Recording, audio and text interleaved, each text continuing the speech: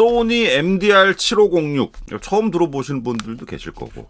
그런데 상당히 많은 분들이 그거 왜냐하면은 제가 알기로 아닐 수도 있습니다. 뇌피셜로 가장 많이 팔린 헤드폰 중에 하나일 거예요. 91년도에 나온 헤드폰인데요. 방송국에 나오던 스튜디오에서 모니터링하는 용도로 어디를 가나 이게 있다 라는 말이 있을 정도로 널리 쓰이는 헤드폰인 거는 확실합니다.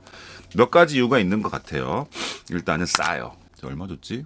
13만 5천 원 주고 샀네요. 요즘에 뭐 헤드폰 가격 봐봐요. 어마어마 비싼 게 많잖아요. 상당히 저렴한데 어딜 가나 이게 있어. 그러니까 나도 저거 써야지. 왜냐면은 집에서 작업했을 때 그 소리를 다른 헤드폰으로 들으면 또 다른 소리가 날 수가 있으니까 나도 저기서 쓰던 거를 집에서 똑같은 환경으로 사서 써야 되겠다. 그래서 이게 이런 게 막 번지고 해가지고 가격 싸니까 이거를 굉장히 많이 쓰시지 않았나 싶습니다. 보컬 모니터용으로 상당히 많이 쓰신 것 같아요. 왜냐하면은 보컬 모니터용이 어떤 특징이 있어야 되냐면은 노래뿐만 아니라 그냥 말하는 것도 마찬가지예요. 중저음대역이 해서 이렇게 들어오는 게 아니라 몸을 울려가지고 소리가 들리잖아요.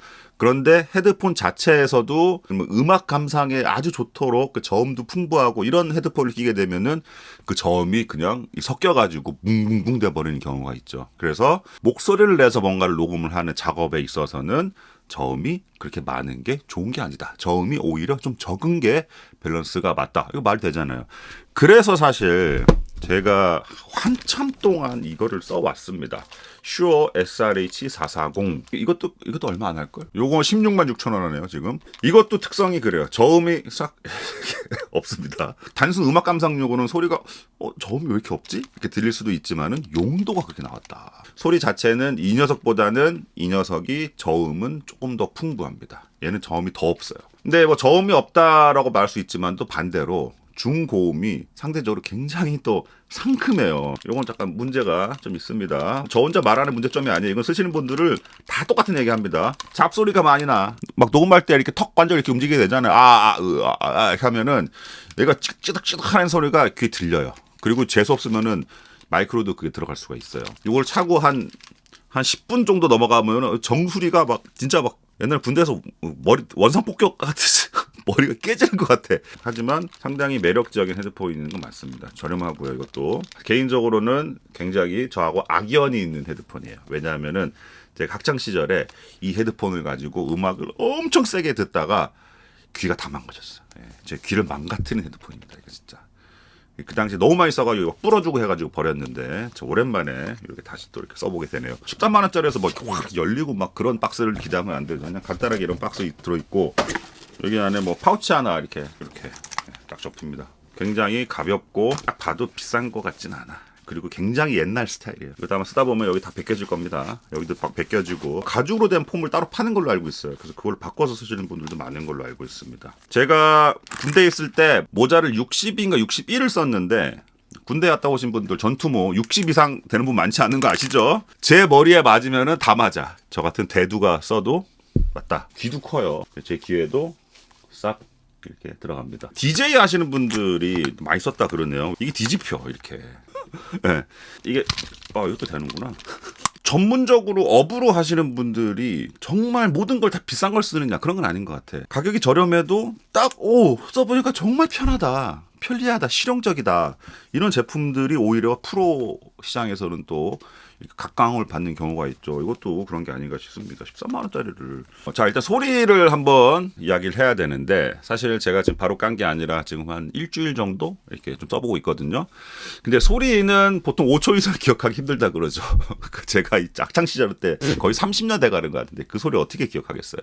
그런데 100 중에 10 정도는 그때 추억이 조금 되살아나는 그 느낌도 있어요. 이 헤드폰으로 메탈리카의 엔터 샌드맨을 들었지라는 기억이. 기본적으로 아까 말씀드렸다시피 저음 영역이 그렇게 풍부하진 않습니다만 이 녀석만큼의 깎인 건 아니다. 상당히 나름 괜찮은 수준의 저음 나와요. 저는 오히려 이 정도 수준 저음 괜찮은데 이걸 왜 저음이 없다 그러지? 그 정도 생각이 들 정도예요. 사실 보컬용으로 많이 각광받은 이유가 저음을 깎아놓은 것뿐만 아니라 보컬에 해당하는 그 대역이 상당히 쇽 이렇게 올라와 있어요. 솔직하게 얘기해서 하이파이용으로 유명한 그런 헤드폰들만 계속 듣다가 이 헤드폰을 딱 끼고 노래를 듣는 순간 첫 느낌은 보컬의 그 착착착 하는 부분 조금 싸구려 느낌도 든다. 이런 생각도 듭니다, 사실. 그런데 좀 듣다 보면 괜찮아져요.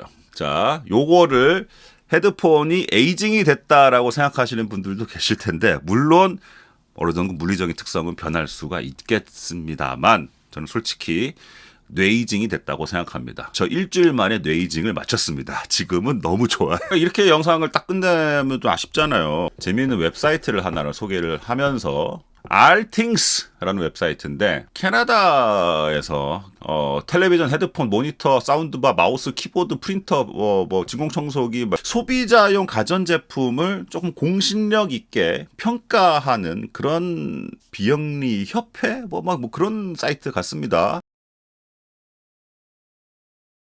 네, 여기에 헤드폰에 대한 탭이 이렇게 있는데 시간 되시면 한번 쭉 보시고요. 오늘 보여드릴 거는 이 페이지인데요. 자기가 보고 싶은 헤드폰을 고릅니다. 거의 다 있어요. 거의 다. 소니 MDR7506. 이 헤드폰은 어떤 특성을 가지고 있구나. 주파수, 응답, 곡선이죠. 이거 되게 어려워요, 사실. 몇 가지만 보겠습니다. 가장 기본적인 거는 자, 프리퀀시 리스판스라고 하면은 여기 타겟이라는 게 있어요. 타겟을 일자로 봤을 때는 어떤 특성을 가지고 있구나. 그러니까 타겟이라고 하면은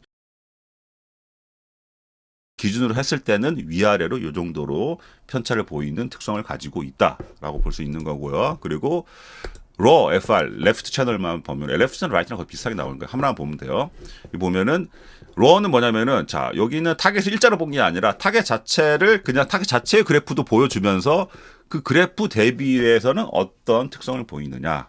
예, 이런 거겠죠. 아까 말씀드렸잖아요. 저음이 약한 헤드폰은 아니다. 이거 타겟 여기서 봐도 되고요. 이렇게 봐도 되고. 기준점 뭘로 잡느냐 차이예요. 둘 다 똑같은 그래프입니다. 250Hz 정도의 딥 약간 밑으로 꺼지는 구간이 하나가 있어요. 보컬 소리가 좀 싸구려처럼 들릴 수도 있다라는 부분이 이 부분 때문에 그런 것 같아요.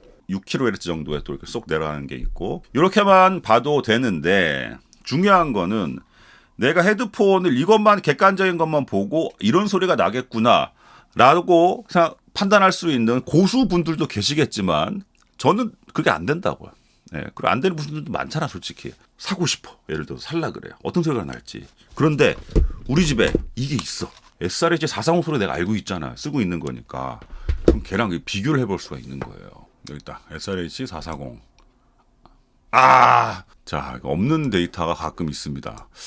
이거 왜 측정 안 했을까? SE2로 갖고 있거든요. 제 이어폰. 이어폰이랑 헤드폰 비교한 건 좀 그런데 어쨌든 SE2로 갖고 있으니까요. 자, SE2로 소리 내가 알고 있잖아요. 빨간색이랑 하늘색 요렇게 지나가는 게 요렇게 내려갔다가 요렇게 요게 SE2로 그래프고 요 색깔은 7506 헤드폰 소리다. 그러니까 이어폰보다는 확실히 저음 대역은 여기가 좋고요. 중저역, 미드 베이스, 하이 베이스 요 부분은 좀 내려가고 여기는 좀 어느 정도 비슷한 듯 보이지만 아까 제가 말씀드렸던 보컬 모니터용으로 좋다고 인정을 받는 이유 중에 하나고 또 약간 싸구려처럼 들리는 이유 중에 하나가 요 부분입니다. 요 부분은 확실히 헤드폰 특성이 좋구나. 물론 이걸 본다고 소리가 바로 예상되진 않아. 하지만 좀 이 정도의 차이가 있는 소리겠구나라고 생각을 해볼 수가 있는 거죠.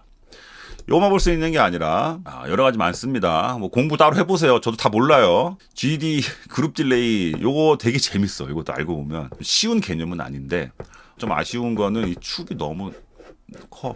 Audibility Threshold. 그러니까 요 선 넘어가면은 좀 들릴 수 있다. 따로 검색해서 찾아보세요. 이거 국내에서도 몇몇 사이트에 많은 분들이 한글로 되게 설명을 잘 해놓으신 분들이 많아요. 이게 물론 원론 쪽으로 들어가면은 이게 뭐 프리퀀시 도메인, 막 타임 도메인 나오고 완전 수학이에요. 일반적인 개념만 이해해도 되게 재미있게 볼 수 있거든요. 있습니다. 재밌는 거는 노이즈 아이솔레이션. 요것도 한번 비교를 한번 해볼까요? 자, SRH440이랑 비교를 한번 해보겠습니다. 아이솔레이션이라는 거는 밖에 있는 소리가 안으로 안 들어오는 거. 밖에 시끄러울 때 안 들어오는 거. 빨간색이 MDR7506이네요. 380Hz부터 자연스럽게 밖의 소리를 막아준다. 그런데 요 영역은 오히려 헤드폰을 씀으로 인해서 밖의 소리가 더 크게 들리는 거예요. 이거 구조물 자체가 이제 울리면서 귀로 들어오는 거기 때문에 오히려 중저음 대역은 헤드폰을 쓰면은 그 소리는 더 크게 들린다. 막 그 소리를 막아주는 게 아니라 반대로 리키지 독서실 같은 조용한 공간에서 음악 들을 때 되게 중요한 항목이죠. 내가 여기서 들리는 소리가 입구를 얼마나 새어 나가느냐. 옆 사람한테 시끄러울 수 있잖아요. 지하철 같은 데 타서 버스 같은 데 7506이 좀 더 낫네요. 여기는 여기 비슷비슷하다. 에버리지 홈 뭐 얼마나 시끄러운지를 알 수 있는 뭐 표현들이 있는데 일반적인 가정집 정도 소음 정도는 옆에서 이렇게 들릴 정도는 샌다.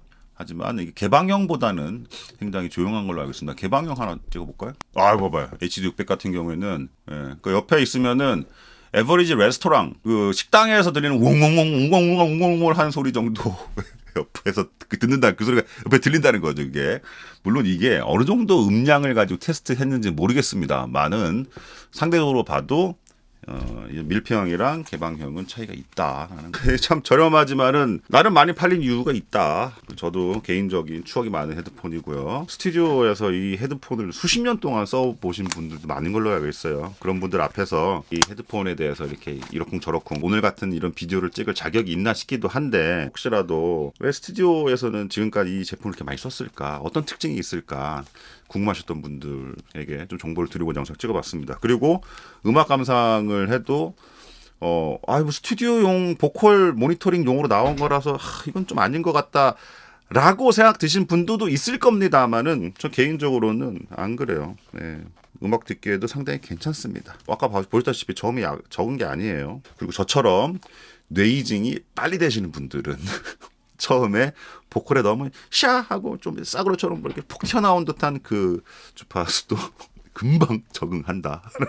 저렴하기 때문에 저는 이거 하나 더 사서 여기를 잘라서 제가 가지고 있는 그 블루투스 리시버를 여기다 하나 달아서 블루투스 헤드폰으로 만들어서 써볼까라는 생각도 좀 들어요 지금 사실. 어쨌든 오늘 이렇게 간단 리뷰 오늘 마치도록 하겠습니다. 감사합니다.